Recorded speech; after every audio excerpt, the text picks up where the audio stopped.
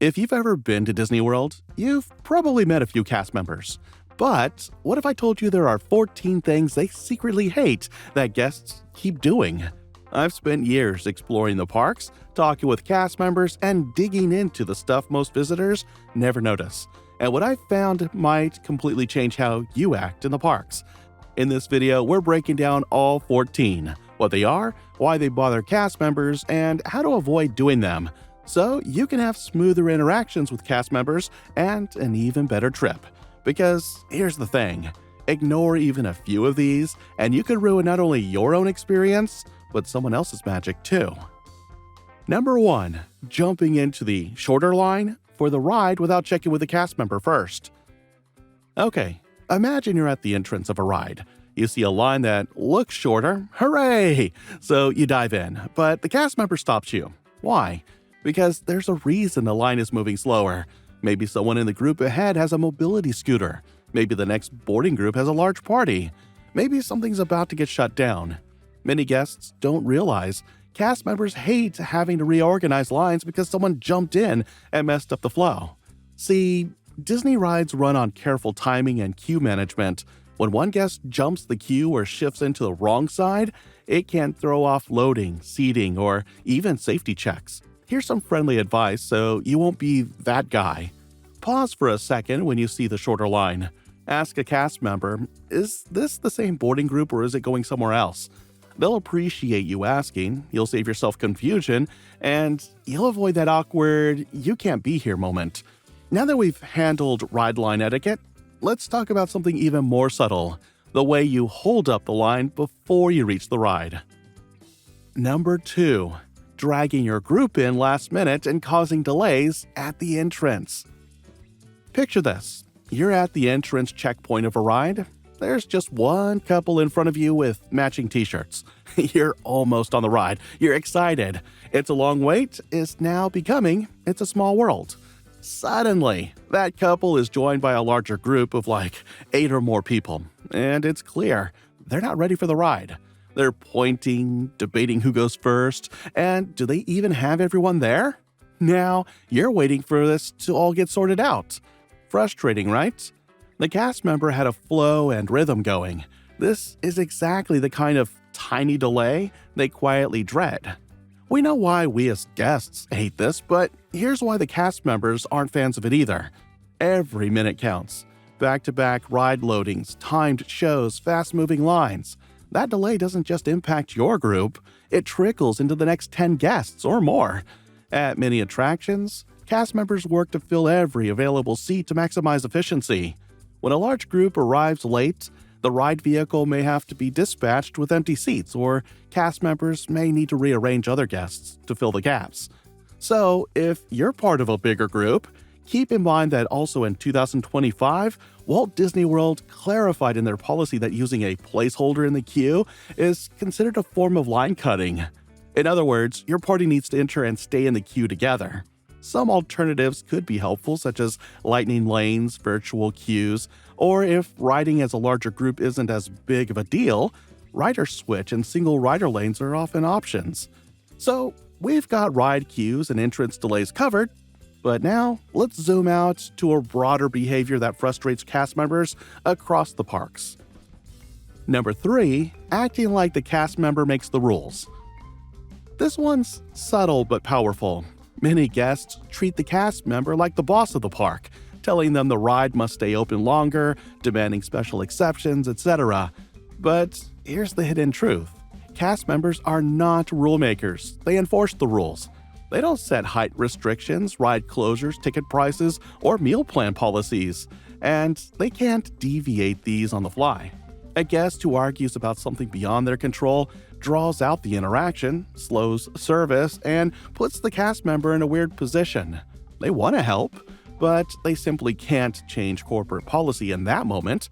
What you should do instead is, if you find yourself frustrated by a rule, height requirement, ride time, discount policy, take a breath.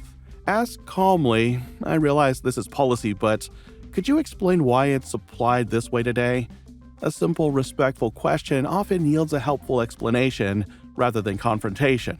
Alright, now let's get into something a little more behind the scenes. This one is a biggie, and you'll hear about it from cast members more than anything. Number 4. Ignoring them when they call for backup or help. This one may be more for other cast members to hear, but it's still a pet peeve. Imagine a cast member is dealing with a guest who just needs quick help. Maybe they lost something, maybe a stroller jam, maybe a lost parent trying to reunite with a kid. If other cast members ignore the cast member's gestures or phone calls for assistance, for example, could someone assist over here? It keeps the backlog growing. The cast member is trying to manage guest experiences or even safety. When they're stuck in a task, fewer are available for others behind them. The quicker they can act, the smoother everything flows. So if you're nearby and see a cast member raising their hand or asking for someone, even if it's not your problem, consider stepping in. Hey, is there anything I can grab for you? A small courtesy means a lot behind the scenes. Nice. Let's shift now into the world of dining and food service, where quirks that annoy cast members can affect your day. Number 5. Acting like you're in a regular restaurant and making major changes to your order at the last minute. The theme park environment is fast-paced. The kitchens, the mobile order gates, the cast in dining halls, they're on schedule. When you wander up to a quick service spot and suddenly start asking for big substitutions, can you remove all salt and also swap this with vegan cheese and make it in 90 seconds? That can throw off workflow.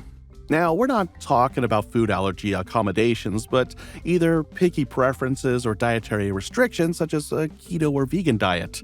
This tends to frustrate cast members because it slows the line, holds up food production, and delays others behind you. According to insider commentary, efficient flow is key. So if you're someone with dietary restrictions or just have your preferences, scan the menu ahead of time. The app helps. Pick the best fit. If you have dietary restrictions, send a mobile order early or arrive at off-peak times. If you're modifying, try to keep it simple. Instead of no salt, no sauce, extra avocado, swap side, consider sticking to 1 or 2 tweaks. Great. Up next, an area that many guests overlook, the little things around interacting with characters and cast member actions. Number 6. Expecting cast members to let your kids skip the queue because they love that character. We all love making our kids' dreams come true, especially with character meet and greets.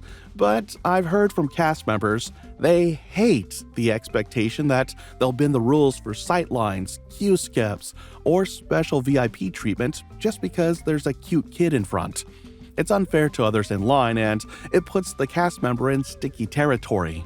Because, after all, everybody's kid is cute, right? Character meet and greets are scheduled, twinned with a queue logic, batch of guests boarding, time slots, all that. If one gets bumped ahead, it messes the flow for others and the character schedule. You'll usually get a wonderful moment if you respect the queue and treat the cast members kindly. Pro tip: arrive at the designated time, have your autograph, book, or phone ready, and follow the cast members' instructions. Small courtesy equals big win. There's a lot around kids, but speaking of kids, or rather grown-ups behaving like kids, that's our next point. Number 7. Walking into restricted mic or camera zones where cast members are filming or recording. Here's an interesting one. Cast members are often filming behind the scenes, doing announcements, audio recordings, or even prepping rides or characters. Guests wandering into these zones, whether to take a selfie, get that exclusive shot, or just wander off the path, can disrupt the work. It's not always obvious where those zones are. It also compromises safety, slows operations, and can cause extra time to reset. Stay on designated guest pathways. If you see signage like cast members only or ropes across a doorway, respect them. If you're unsure whether that area is open, just ask a nearby cast member. Is this all right to go here for a photo? Now, we've been covering a bunch of moderate annoyances, but from here on, we're entering level 2 of this list, the bigger slip-ups that really make cast members cringe. Stick with me. We'll reset the rhythm in just a moment. But Before we jump into that next section, here's a quick insider tip. If you're planning your trip right now, don't buy your tickets straight from Disney's official site. You'll literally pay more for the same thing. Check out Undercover Tourist. They sell real Disney tickets at a discount, and it's one of the few legit resellers approved by Disney. I've used them myself, and the savings usually cover a whole extra snack day in the parks. You can find the link in the description to see the current deals. Alright, now we're moving into the seriously you did that section. The next 7 things are the ones that can throw off your day and their day in a major way. They're the more dramatic, the less obvious, and the ones you really want to avoid. Ready? Here we go. Number 8. Blocking the walkway with your stroller or bag while just checking something. This is so common. You've parked the stroller, you've got your group, you decide to check the app or take a selfie, but you're smushed into a guest flow lane. Cast members end up having to redirect foot traffic, slow people down, and request you to move. Some even glance over and just sigh because you're the reason the queue or aisle got clogged. Pathways are choreographed. Wheels, feet, carts, strollers all flow together. One unattended stroller becomes a bottleneck. A cast member cannot always stop everything for one visitor, so they quietly hate this. Find a designated stroller parking zone, many attractions have them, or pull off to the side entirely before you check the phone or your gear. Keep your bag or your stroller out of major guest flow areas, essentially. Next up, something related to we told you this earlier, but people still ignore. Rushing in times when the cast member is just getting ready for a crowd. Number 9. Arriving right at rope drop and then complaining about the heat or the crowds. Here's the thing. During rope drop, the cast members expect a rush. They've scheduled staffing, queue directions, early release of Fantasyland or Main Street USA, all that stuff. But when guests show up at rope drop with the attitude, "What? It's packed? And it's hot?" The cast members hear that. They're putting in the work so you can have the rope drop magic moment. Complaining about the situation they helped orchestrate doesn't win you points. They know you'll get a better experience the earlier you are, or if you stagger. They also know there's a wave of guests who act like they showed up early and then act like they're victims of the crowd. Show up early. Pre-plan your first ride. Hydrate. Be excited. If you're expecting like a private park at rope drop, temper that expectation. Don't complain about the effects of peak time when you chose the peak moment. On the same note, if you're late to a show or attraction and expect special accommodations, that's our next pet peeve. Number 10. Showing up late to shows and expecting to be seated ahead of everyone else. We all love the breathtaking shows, fireworks, stage shows, the magic that makes Disney so special to begin with. But showing up 2 minutes late, asking to squeeze in ahead of a group who's been waiting politely, cast members find that frustrating because they have to manage seating, safety, and flow. They can't always say yes to someone late and still keep everything safe and orderly. In fact, it's in their training. On the flip side, it creates pressure on the team to make exceptions, hold up the show, and reposition groups. It's unfair to those who arrived on time. You may be asking, so what should I do then? You may not like this one, but plan to arrive at least 10 to 15 minutes early for shows. If you're late, go to the back rather than expecting front row privilege. Prepare for possible standing room only. Now, let's shift gears into something more specific. Interactions with cast members during ride breakdowns or technical issues. Number 11. Getting angry at cast members when a ride stops or breaks down. Here's a big one. Rides and attractions have huge safety protocols. When a ride breakdown happens, it's not the cast member's fault. They hate when guests lash out at them, demand refunds on the spot, or act like the cast member is personally responsible. While it may make you feel better to lash out at someone, this isn't cool because even though the cast member is the face of the ride, they're not running the diagnostics. They're doing a difficult job. Keeping everyone safe and more respect goes a long way. On top of that, safety is their primary concern for an exceptional guest experience. If the ride shuts down mid-queue, stay calm, follow instructions, treat the cast member politely. They'll usually handle the situation professionally and get you out safely or redirect you to another ride. Now, for one that many guests overlook, the small gestures in park etiquette that really matter. Number 12, not keeping your kids or yourself out of restricted photo spots or ride zones. You know those no entry areas, ride zones, ropes, signs saying, "Stay behind this line"?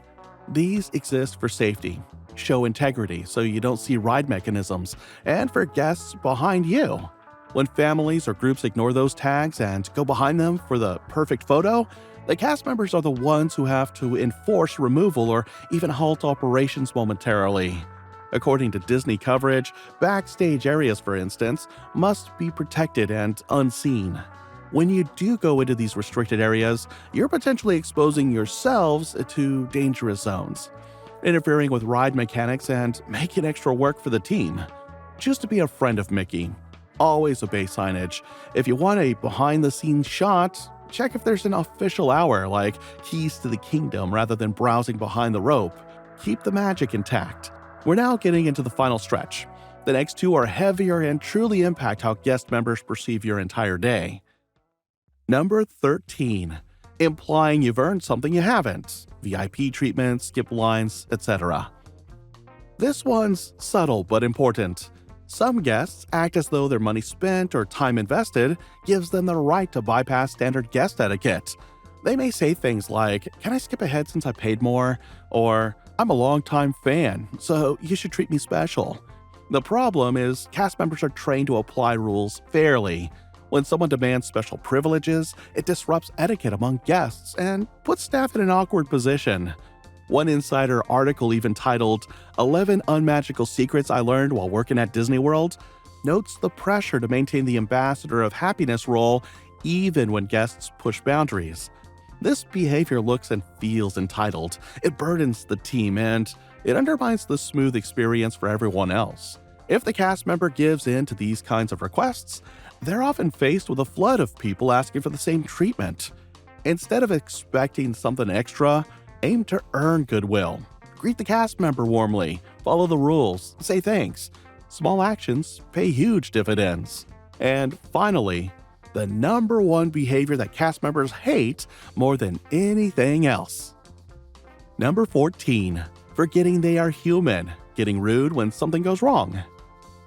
This is a big one. Cast members, believe it or not, are human. They have long shifts, tough weather, lots of guests, complex responsibilities. They don't love when a guest shouts, blames them personally for a situation they can't control, or ignores that behind every costume, behind every ride panel, there's a person doing their best. One source said, cast members are actually human beings, which entitles them to make mistakes. And the reason this one takes the cake as the biggest pet peeve is because everything else stacks on this. When guests forget that a cast member is trying, it becomes disheartening. And you know what? That energy affects your experience too. Keep this in mind as you tour the parks. Behind every Voice of Magic Kingdom announcement, every friendly wave, every ride operator scanning your band, there's a person trying to deliver a magical day. Treat them like that. A quick thank you can flip the entire interaction. And there you go. The 14 things your cast member buddy wishes you knew.